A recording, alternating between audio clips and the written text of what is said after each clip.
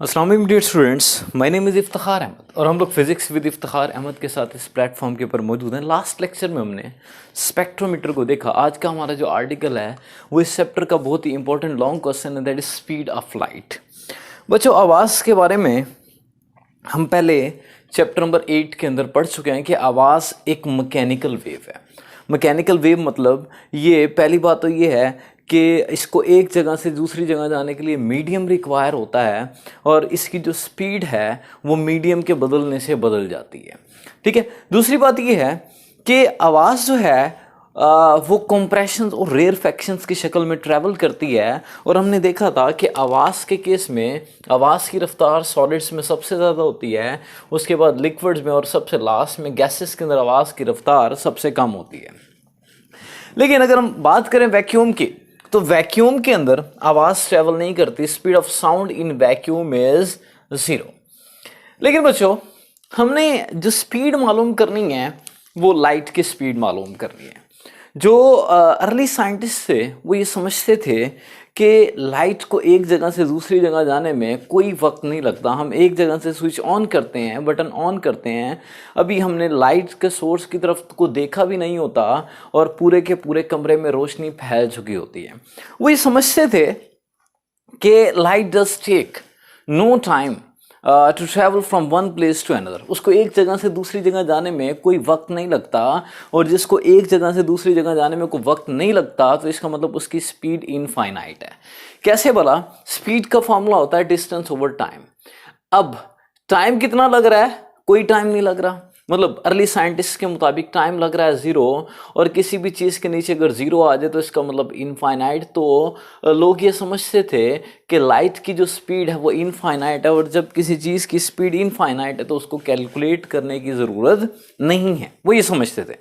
लेकिन Galileo was the first scientist who made first half baked attempt. उसने जो है पहली अटेम्प्ट की थी to measure the speed of light.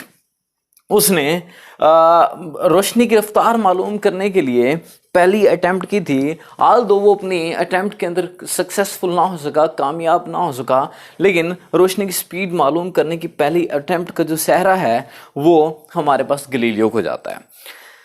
अच्छा, लेकिन इसने हमें आइडिया दे दिया। ये अपने एक्सपेरिमेंट में कामयाब तो ना हो सका, लेकिन इसने आइडिया दे दिया कि रोशनी की स्पीड इनफाइनाइट नहीं है। रोशनी को एक जगह से दूसरी जगह जाने में 0 टाइम नहीं लगता, बल्कि it does take some time to travel from one place to another. और जब किसी चीज़ को एक जगह से दूसरी जगह जाने में कुछ वक्त लगता है तो इसका मतलब उसकी स्पीड इनफाइनाइट नहीं है, बल्कि फाइनाइट स्पीड है। ये अलग बात है कि फाइनाइट में ज़्यादा वैल्यू है लेकिन स्पीड फाइनाइट है। अब स्पीड ऑफ लाइट को मेजर किसने किया था? जो साइंटिस्ट जिसने इसको सक्सेसफुली मेजर किया था दैट वाज माइकलसन। 1926 के अंदर स्पीड ऑफ लाइट को माइकलसन ने डिटरमिन किया था। अच्छा बच्चों, एक और बात वो ये है कि जो लाइट है, लाइट की स्पीड सबसे ज़्यादा वैक्यूम में है, दैट इज 3 × 10⁸ मीटर पर सेकेंड हम मेजरमेंट करेंगे। उसके बाद एयर में है, एयर मतलब गैस, उसके बाद लिक्विड्स में, और उसके बाद सॉलिड्स में। अगर आप देखें लाइट का बिहेवियर आवाज़ के बिहेवियर से बिल्कुल ओपोजिट है। अब हम बच्चों माइकलसन का एक्सपेरिमेंट डिस्कस करेंगे जिसकी मदद से उसने स्पीड ऑफ लाइट को डिटरमिन किया। उसने किया क्या? उसने 2 मिरर्स लिए। एक ये जो आपको 8 साइडेड मिरर नज़र आ रहा है, इसको ऑक्टागोनल मिरर कह सकते हैं। ये 8 साइडेड मिरर है, और ये 8 साइडेड मिरर आप समझ सकते हैं इसके 8 फेसेस हैं। और इंटरेस्टिंग चीज़ ये है कि हर फेस बिल्कुल एक जैसा है। मतलब ये मत समझिएगा कि इसकी शेप कुछ और है, इसकी शेप कुछ और है। तमाम के तमाम जो ये आपके पास मिरर के फेसेस हैं, तमाम के तमाम फेसेस एक जैसे हैं। ये 8 साइडेड पॉलिश्ड मिरर लिया उसने। मिरर लेने के बाद उसने इस मिरर को माउंट कर दिया, चढ़ा दिया। किसके ऊपर चढ़ा दिया सर, या किसके साथ अटैच कर दिया? उसने एक मोटर की शाफ्ट के साथ अटैच कर दिया, जिसको असल में वर्ड शाफ्ट है लेकिन हम लोग शाफ्ट बोल देते हैं। आपने देखा होगा कि बच्चों के जो खिलौनों वाली बच्चों के जो खिलौने होते हैं जब वो टूट जाते हैं तो उसके अंदर से ना बास्केट एक मोटर निकलती है, और उस मोटर के साथ अगर हम एक सेल कनेक्ट करें तो उसका एक रॉड घूमता है, वो उसकी शाफ्ट होती है।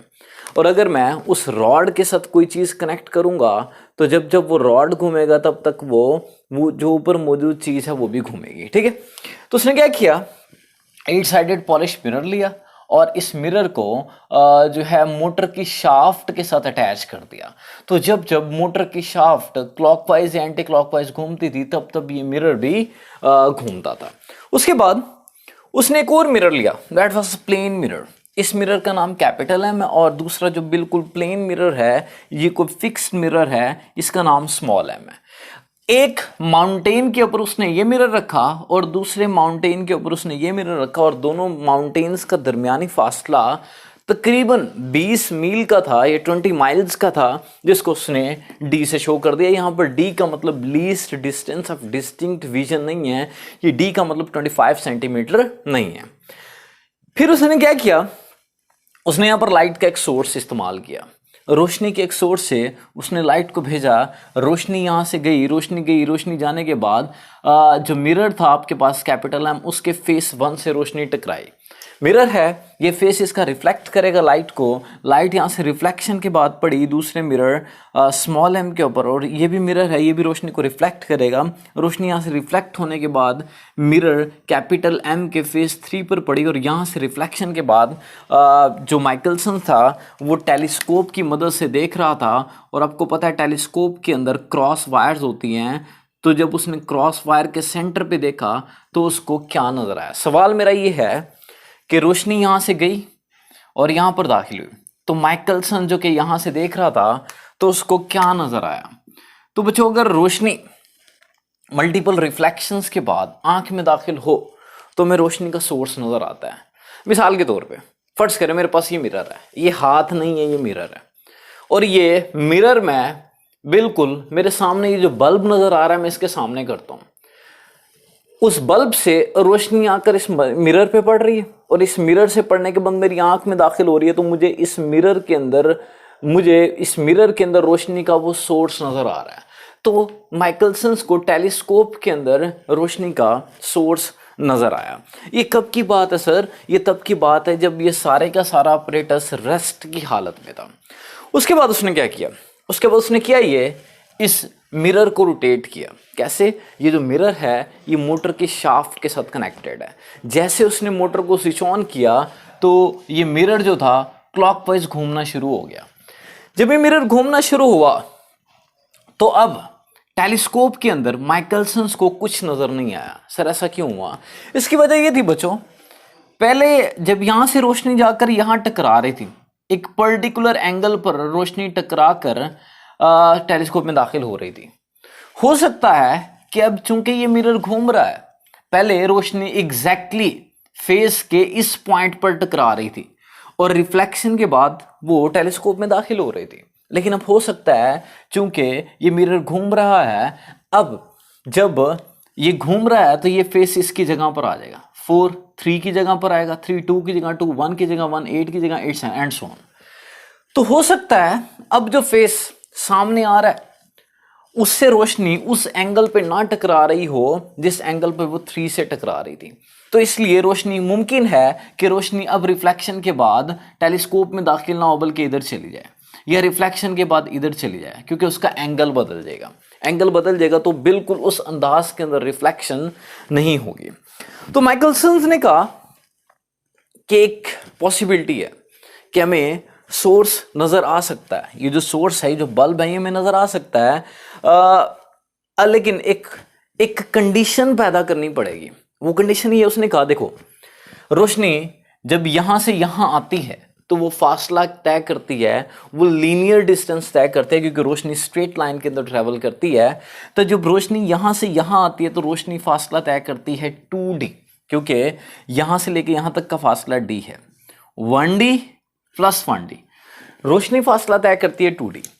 जितनी देर में रोशनी 2D फासला तय करे उतनी ही देर में फेज 4 एग्जैक्टली फेज 3 की जगह ले ले, क्योंकि ये घूम रहा है। घूमने का मतलब ये फेस यहां पर आएगा, ये यहां आएगा, ये यहां आएगा। जितनी देर में रोशनी 2D फासला तय करके यहां पहुंचेगी उतनी देर में अगर फेस 4 3 की जगह आ जाए, 3 2 की जगह चला जाए, 2 1 की जगह चला जाए, तो बिल्कुल उसी पॉइंट के ऊपर लाइट आकर पड़ेगी, बिल्कुल उसी अंदाज के अंदर रिफ्लेक्शन होगी, बिल्कुल वही रोशनी टेलीस्कोप में दाखिल होगी, बिल्कुल वैसे ही हमें सोर्स नजर आ जाएगा। लेकिन इसके लिए आपको क्या करना पड़ेगा, रोशनी का 2D फासला तय करने का वक्त, यानी जितने टाइम में रोशनी यहां से यहां आती है उतने ही टाइम में ये फेस यहां से यहां आ जाए, ये फेस यहां से यहां चला जाए, तो अगर ये दोनों टाइम्स मैच कर गए तो सोर्स विजिबल हो जाएगा। तो उसने क्या किया, रोशनी का 2D फासला तय करने का टाइम मालूम किया, जिसमें रोशनी मिरर एम, कैपिटल एम से स्मॉल एम से कैपिटल एम की तरफ को जा रही है। ये कंडीशन मैंने यहां पर लिख दी है। उसके लिए उसने क्या किया, स्पीड का फॉर्मूला इस्तेमाल किया, speed is equals to distance over time. किसकी बात हो रही है, लाइट की स्पीड को स्मॉल सी से शो करते हैं, बराबर आ गया। सर डिस्टेंस कितना, यहां से लेके यहां तक d plus D 2D divided by t1। ये जो 2D फासला तय करने का टाइम है इसको मैं t1 बोल रहा हूं, t1 को लेफ्ट पे ले जाएंगे 2D ओवर c हो जाएगा। ठीक है जी, रोशनी का 2D फासला तय करने का टाइम आ गया। अब हमने दूसरा टाइम निकालना है। दूसरा टाइम कौन सा सर, वो टाइम जिसमें फेस 4 3 की जगह चला जाएगा, या फेस 3 जो है वो फेस 2 की जगह चला जाएगा, या फेस 2 जो है फेस 1 की जगह चला जाएगा। एक ही बात है, वो कैसे निकालेंगे, क्योंकि मिरर घूम रहा है तो हम एक काम करेंगे, एंगुलर वेलोसिटी का कॉन्सेप्ट इस्तेमाल करेंगे। ठीक है, एंगुलर वेलोसिटी मतलब ओमेगा बच्चों बराबर होती है थीटा ओवर टी के। ओमेगा बराबर होता है theta over T, chapter number 5 के अंदर भी हमने पढ़ा हुआ है। अच्छा जी, अगली बात बच्चों ये है कि अगर आपको टाइम, इस टाइम को मैं t2 बोल रहा हूँ, अगर आपको टाइम चाहिए तो टाइम को लेफ्ट पे ले जाए, ओमेगा उस साइड पर जाकर डिवाइड हो जाएगा, t2 बराबर आ जाएगा थीटा ओवर ओमेगा के। अगली बात बच्चों ये है कि हमारे पास थीटा कितना होगा। सर थीटा कौन सा, देखो थीटा वो एंगल है जिसमें वो एंगल जो फेस 4 फेस 3 की तरफ जाते हुए कवर करेगा, फेस 4 फेस 3 की तरफ को जाते हुए कवर करेगा, या 3 2 की तरफ को जाते हुए कवर करेगा, ये 2 1 की तरफ को जाते हुए कवर करेगा, वो एंगल हमारे पास कहलाएगा थीटा। अब बात ये है बच्चों कि आप सबको मालूम है कि एक सर्कल का एंगल होता है 2 पाई, एक सर्कल का एंगल होता है 2 पाई, लेकिन मैं तो एक फेस का एंगल निकालना चाहता हूं, एक फेस का। ये कितने फेसेस हैं, 8 फेसेस हैं, तो एक फेस का एंगल कितना होगा 2 पाई बाय 8। तो मैंने यहां पर लिखा एक फेस का एंगल 2 पाई बाय 8, जबकि ओमेगा 2 पाई एफ के बराबर होता है, आप ऑलरेडी पढ़ चुके हैं। ओमेगा की जगह 2 पाई एफ लिखा, थीटा की जगह 2 पाई ओवर 8 लिखा। 2 से 2 कर दें कैंसिल बच्चों, उसके बाद पाई से पाई कैंसिल कर दें, t2 आपके पास आ गया, ऊपर 1 आ गया, नीचे 8f आ गया, t2 आ गया, t1 भी आ गया, t2 भी आ गया। अब सोर्स विजिबल कब होगा सर, जब ये टाइम और ये टाइम बराबर होंगे, दोनों टाइम्स को इक्वेट कर सकते हैं आप लोग। Source is visible when t1 is equals to t2। t1 का मतलब क्या था, t1 का मतलब था 2d ओवर c, t2 का मतलब क्या था 1 ओवर 8f। बच्चों क्रॉस मल्टीप्लाई करते हैं आप, c जब 1 से मल्टीप्लाई हो तो c हो जाएगा, 8 जब इससे मल्टीप्लाई हो तो 8 2 16 fd हो जाएगा। आप इसको इस तरह भी लिख सकते हैं, लेकिन फ्रीक्वेंसी क्या होती है, टाइम पीरियड का रेसिप्रोकल, आप इसकी जगह नीचे टाइम पीरियड भी लिख सकते हैं। उसके बाद बच्चों यहाँ पर मैं आपको स्पीड ऑफ लाइट की एक्सपेरिमेंटल वैल्यू बताऊंगा जो माइकलसन ने डिटरमिन की थी। वो क्या थी, इसके अंदर f और d को पुट करने के बाद जो हमारे पास स्पीड ऑफ लाइट की वैल्यू आई दैट वाज 299792458 मीटर पर सेकंड इसका यूनिट है। आप चाहे इसको साइंटिफिक में लिख लें, पॉइंट नहीं है तो इसका मतलब पॉइंट लास्ट में होगा, और उसको कहाँ शिफ्ट करेंगे, after first non zero digit. यहाँ से पॉइंट यहाँ पर आएगा तो ये बन जाएगा 2.9979248 into 10 raise to power plus 8, क्योंकि आपने पॉइंट को 8 डिजिट शिफ्ट किया है। ठीक है जी। अच्छा, अगर मैं इस टर्म को राउंड ऑफ करूं तो मैं इसको 3 भी बोल सकता हूं, तो स्पीड ऑफ लाइट की वैल्यू है 3 into 10 raise to power 8 metre पर सेकेंड। स्टूडेंट्स, ये इंतहाई इंपॉर्टेंट लॉन्ग क्वेश्चन है, इसको अच्छे से प्रिपेयर कीजिएगा। अगर इसमें कोई पॉइंट समझ नहीं आया तो आप इस वीडियो को दोबारा से प्ले करके देख सकते हैं, कमेंट सेक्शन के अंदर मुझसे पूछ सकते हैं। इसमें जो सबसे इम्पोर्टेंट पॉइंट है वो ये स्टेटमेंट है, इसको अच्छे से देख लीजिएगा। हमने करना क्या है, रोशनी का 2D फासला तय करने का टाइम और फेज 4 का 3 की जगह या 3 का 2 की जगह या 2 का 1 की जगह जाने के टाइम को बराबर करके ये डेरिवेशन करनी। Thank you so much. अल्लाह हाफिज़।